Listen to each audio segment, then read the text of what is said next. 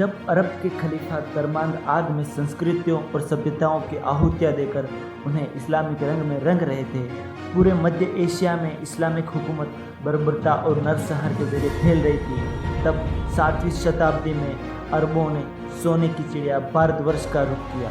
उस समय उदय हुआ गुर्जर प्रतिहार राजवंश का। प्रतिहार राजाओं ने 8वीं से 10वीं पूरी 3 शताब्दियों तक भारतवर्ष की मुस्लिम आक्रांताओं से रक्षा की।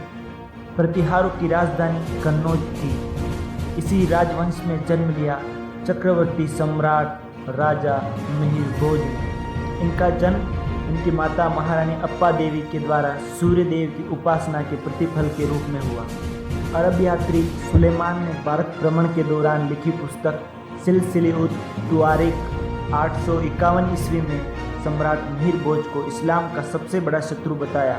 मिहिर भोज की महान सेना की तारीफ की, साथ ही उसके राज्य की सीमाएं दक्षिण में राष्ट्रकूटों के राज्य, पूर्व में बंगाल के पालो और पश्चिम में मुल्तान तक छूती हुई बताई, और कहा कि मुस्लिमों में उसकी सेना का भय था, उनकी राजशाही का निशान वराह था। इनकी सेना में सभी वर्ग और जातियों के लोगों ने राष्ट्र की रक्षा हेतु हथियार उठाए।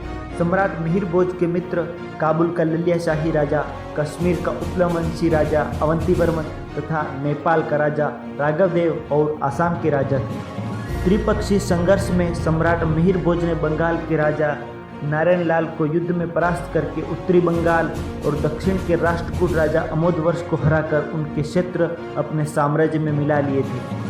फिर सिंध के शासक इमरान बिन मूसा को हराकर समस्त सिंध को अपने साम्राज्य में मिला लिया, केवल मंसूरा और मुल्तान को छोड़कर। मिहिर भोज बड़े दूरदर्शी राजा थे। उन्होंने अरबों की धर्मांध बर्बरता को देखते हुए अरबों के छिपने की अनमहफूज गुफाओं को खोजकर इनका सफाया किया, ताकि आगे के संकट का कारण ना बने। इस प्रकार भारतवर्ष को अगली शताब्दियों तक अरबों के बर्बर, धर्मांध और अत्याचारी आक्रमणों से सुरक्षित किया।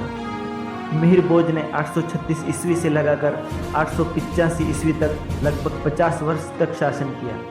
उसके बाद अपने पुत्र महेंद्र पाल को राज्य सौंपकर संन्यास वृत्ति के लिए वन में चले गए। इनके साम्राज्य में चोर डाकुओं का कोई भय नहीं था। सम्राट मिहिर भोज के पूर्वज नागभट्ट प्रथम ने थाई सेना संगठित कर उसको नगद वेतन देने की जो परंपरा चलाई थी, वो मिहिर भोज के समय और भी पक्की हो गई। एक ऐसा योद्धा, अरबों का सबसे बड़ा दुश्मन, जिसने लगभग 40 युद्ध कर अरबों को भारतवर्ष से पलायन करने पर मजबूर कर दिया, उन्हें छिपने के लिए जगह नहीं दी, ऐसा किसी भारतीय लेखक ने नहीं बल्कि मुस्लिम अरबी लेखकों ने लिखा।